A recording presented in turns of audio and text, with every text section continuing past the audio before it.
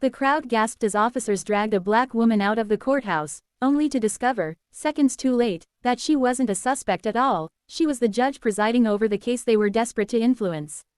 What happened next would shake the entire legal system on both sides of the Atlantic.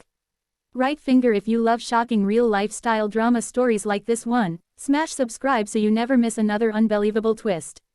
Judge Amara Ellison woke before dawn, the same way she had every day since her appointment to the Superior Court, but on this particular morning she felt a strange sense of tension threading through the air like static before a storm, a tension that began with the echo of a news report describing a high-profile corruption case scheduled for hearing, a case tied to a police union scandal that had already rocked several states and stirred outrage in both the United States and the United Kingdom as commentators compared it to notorious international abuses of power. She stepped into her charcoal suit, polished her mother's silver bracelet, and left her apartment with the quiet dignity that had helped her survive years of being underestimated in law school, underestimated in courtrooms, underestimated in society, and now, ironically, underestimated even by the very people sworn to uphold the law she defended. As she approached the courthouse, she noticed an unusual cluster of police cruisers idling with engines humming low, officers muttering in tight circles as if rehearsing a narrative rather than preparing for security. Something in their posture felt off, and Amara's instincts, sharpened by years of reading juries and interrogating witnesses, whispered that she had walked directly into the center of something larger than the day's docket. She tightened her grip on her briefcase, aware that the case she was set to preside over involved whistleblowers exposing a chain of illegal detentions and falsified arrest records, and that several officers implicated in the scandal were furious enough to do anything to sabotage the proceedings. Still, she advanced, reminding herself that justice demanded presence, courage, and an unshakable spine. As she reached the marble steps, two officers she didn't recognize stepped into her path, blocking her with aggressive shoulders squared, their hands hovering a little too close to their holsters, and before she could even speak, another pair approached from behind, grabbing her arms under the false assumption, or convenient pretext, that she was interfering with an ongoing investigation.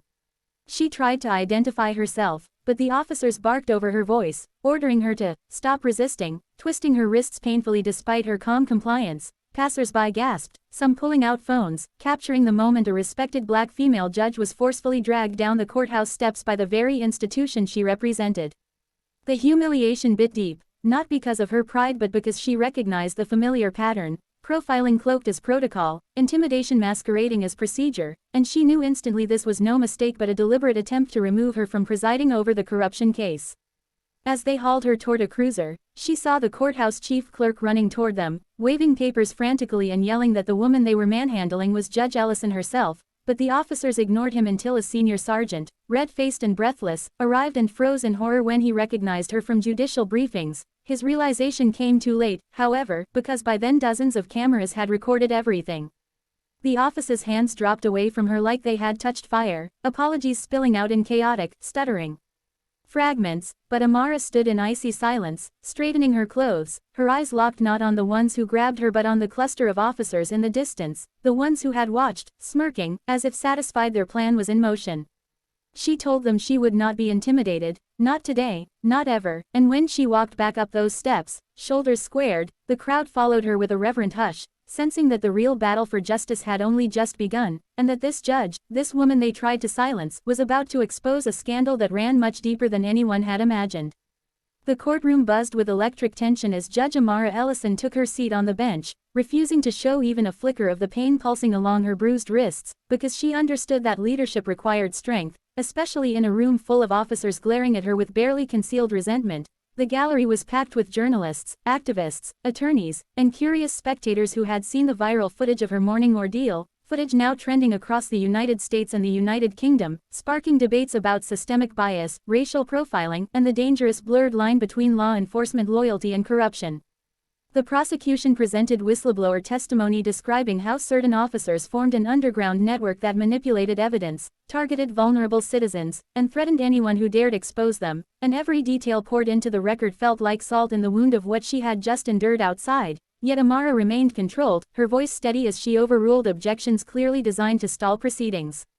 Midway through testimony, a sudden commotion erupted as a lawyer for the police union accused the court of bias, claiming the morning incident proved the judge had a personal grievance against officers, and demanded she recuse herself. The gallery gasped, but Amara delivered a masterful response, stating calmly that their actions had no bearing on her neutrality and that the only people compromised were those attempting to obstruct justice. As the afternoon shadows stretched across the courtroom floor, a twist emerged when one of the implicated officers, Detective Rourke, long considered untouchable, asked permission to testify unexpectedly. He appeared pale, jittery, glancing at the officers seated behind him as if fearing retaliation, and he revealed under oath that the group orchestrating corruption also orchestrated her removal that morning, planning to delay her appearance by staging an accidental detainment, expecting the judge replacement to be more sympathetic to police interests. The room erupted in shock, but before Amara could strike the gavel, the lights flickered, and a bomb threat echoed over a handheld radio someone left unmuted, causing panic. Security rushed forward, and for a moment the courtroom devolved into chaos. Amara, refusing to abandon her duty, ordered everyone to remain calm, but the officers loyal to the accused group tried to usher her out forcibly, for her own safety, which sent up alarms in her mind. They weren't protecting her, they were trying again to remove her. Instead of complying, she invoked emergency judicial authority, demanding U.S. Marshals take control of the room, and the marshals arrived swiftly, securing the space and placing several officers under immediate detention for interference.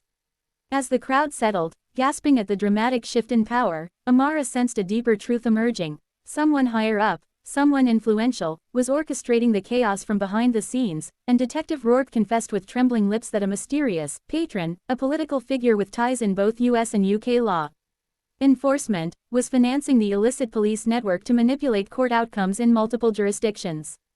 The revelation sent a chill through the courtroom. For the first time, the corruption scandal was no longer local, it was international, systemic, and dangerous. And as Amara adjourned court under heavy marshal protection, she knew the storm was only beginning, and that her own life was now at greater risk than ever before, but she refused to retreat because justice, once threatened, demands absolute courage. That night, Judge Amara Ellison sat in her dimly lit chambers, surrounded by stacks of evidence, affidavits, and classified reports that marshals delivered under emergency protocol, and as she sifted through testimonies connecting officers to the shadowy patron, she realized the conspiracy formed a web stretching across borders, involving retired officials, corporate donors, and political strategists who benefited from manipulating communities through fear and control. Outside her window, protesters gathered, chanting her name alongside demands for accountability, while media helicopters circled the building like vigilant hawks. Suddenly the fire alarm screeched through the hallway, and the marshals burst in, urging her to evacuate because someone had breached the security gate. Footsteps thundered closer, gunshots cracked, and amid the chaos, a masked intruder, later identified as a former officer previously indicted but never arrested, stormed into her chambers intending to silence her permanently. The confrontation lasted mere seconds, but Amara, protected by marshals, witnessed the terrifying truth. The conspirators were desperate enough to attempt an assassination, proving that the case threatened powerful people with everything to lose. After the intruder was subdued, Amara made a decision that would change the trajectory of the investigation. She ordered all evidence to be transferred to federal oversight and called for an emergency live-streamed hearing the next morning to ensure public visibility. By dawn, her decision went viral, with millions from the US and UK tuning in, rallying behind her courage. When court resumed, Amara entered under federal guard, her presence commanding the room, and began revealing the corruption chain step by step. From falsified arrests to coordinated harassment campaigns to international funding channels, the implicated officers watched in horror as their world unraveled. The biggest twist came when Detective Rourke handed over a flash drive containing recordings of private meetings where the patron explicitly ordered the removal of problematic judges, naming Amara directly, proving premeditated targeting.